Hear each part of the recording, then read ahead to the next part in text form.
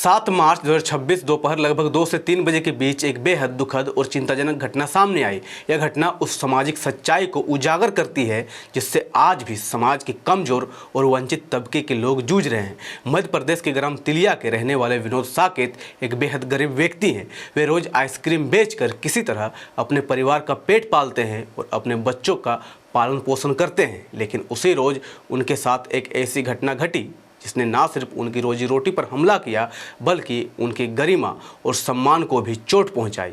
क्या है पूरा मामला, आइए जानते हैं। जोहार, जय भीम, जय फुले, जय बिरसा, जय साहू, जय पेरियार, जय संविधान। मूल निवासी बहुजन समाज से आने वाले 42 वर्षीय विनोद साकेत जो आइसक्रीम बेचकर किसी तरह अपने और अपने परिवार का पेट पालता है, आज उसकी रोजी रोटी जातिवादी मानसिकता ने छीन ली है। बताया जा रहा है कि जब मूल निवासी विनोद साकेत गोइडार में आइसक्रीम बेच रहे थे तभी ग्राम गोइडार का रहने वाला जितेंद्र गौतम जो सामान्य वर्ग से आते हैं विनोद साकेत के पास आता है और जबरन आइसक्रीम लेता है। जब विनोद साकेत ने उससे आइसक्रीम के पैसे मांगे तो वह भड़क गया। आरोप है कि उसने जाति सूचक शब्दों का इस्तेमाल करते हुए चमार गवार जैसे अपमानजनक गालियां दी और विनोद साकेत के साथ मारपीट शुरू कर दी। मारपीट से पीड़ित विनोद को काफ़ी चोट भी आई है। पीड़ित के मुताबिक चेहरे के पास और दोनों तरफ कंधा के ऊपर चोट आई है। इतना ही नहीं, आरोपी ने विनोद साकेत की आइसक्रीम की गाड़ी से लगभग 2000 रुपये की आइसक्रीम और 2000 रुपये से अधिक नगद भी छीन लिया। अचानक हुए इस हमले से घबराकर विनोद साकेत किसी तरह अपनी जान बचाकर वहां से भागे और तुरंत 112 नंबर पर फ़ोन करके पुलिस से मदद मांगी। सूचना मिलने के बाद 112 की पुलिस ने विनोद साकेत को हनुमना थाना में रिपोर्ट दर्ज कराने के लिए भेजा। लेकिन जब वे थाना पहुंचे तो आरोप है कि वहां भी उन्हें न्याय नहीं मिला। पीड़ित का कहना है कि स्थानीय दबंगों के दबाव में पुलिस ने उनकी शिकायत दर्ज नहीं की। इसके बाद विनोद साकेत ने चौकी हाटा में भी सूचना दी, लेकिन वहां भी ना तो उनकी शिकायत दर्ज की गई और ना ही कोई ठोस कार्रवाई की गई। इस पूरी घटना के बाद विनोद साकेत और उनका परिवार बेहद मुश्किल हालात में है। उनकी रोजी रोटी छिन गई है और परिवार भूखे प्यासे तथा बीमारी के हालत में जीवन गुजारने को मजबूर है।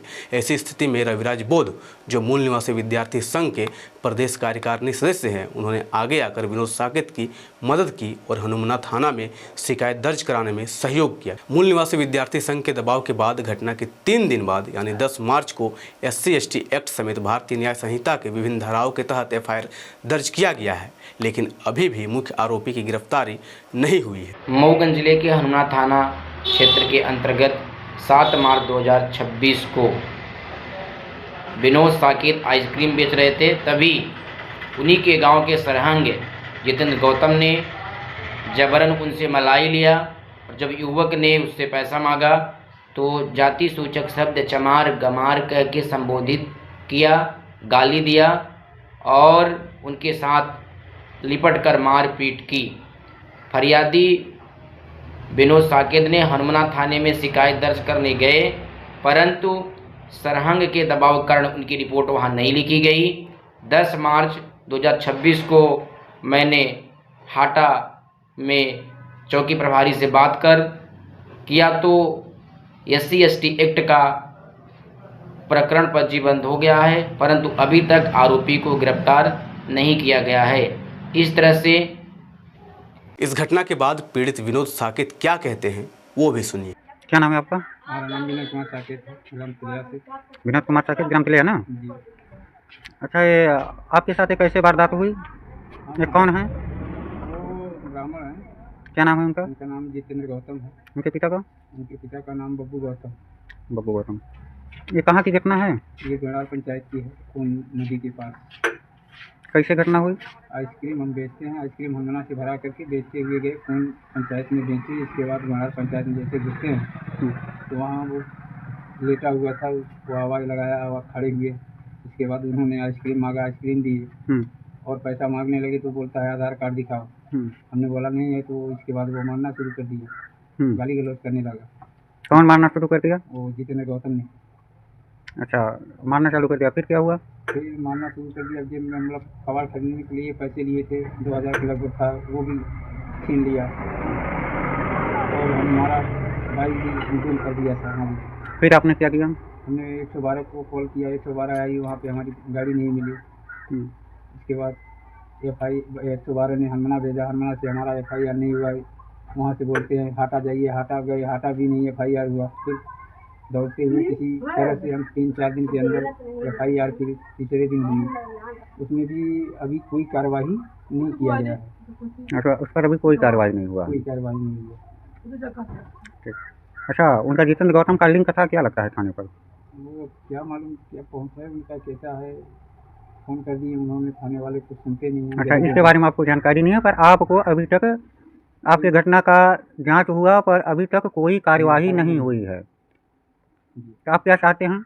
ये चाहते हैं यह घटना केवल एक व्यक्ति के साथ हुई मारपीट या लूट की कहानी नहीं है, बल्कि यह उस सामाजिक सच्चाई की भी याद दिलाती है कि आज भी समाज में जातिगत भेदभाव और कमज़ोर लोगों के साथ अन्याय की घटनाएं सामने आती रहती है। इसी वजह से आज का दौर खास तौर पर मूल निवासी अम्बेडकरवादियों और बौद्ध अनुयायियों के लिए सतर्क रहने का दौर बन गया है। समाज में जो लोग पाखंडवाद, कर्मकांड और जातिवाद के खिलाफ जागरूकता फैलाने का काम कर रहे हैं, उन्हें अक्सर विरोध और खतरे का सामना करना पड़ता है। ऐसे समय में जरूरी है कि समाज के जागरूक लोग एकजुट रहे, एक दूसरे की कुशलता की खबर लेते रहे और ज़रूरत पड़ने पर अन्याय के खिलाफ मिलकर आवाज़ उठाए, जैसे आज मूल निवासी विद्यार्थी संघ ने उठाई है। क्योंकि जब समाज संगठित होता है तभी अन्याय के खिलाफ संघर्ष मजबूत बनता है और कमज़ोर लोगों को न्याय मिलने की उम्मीद भी बढ़ जाती है।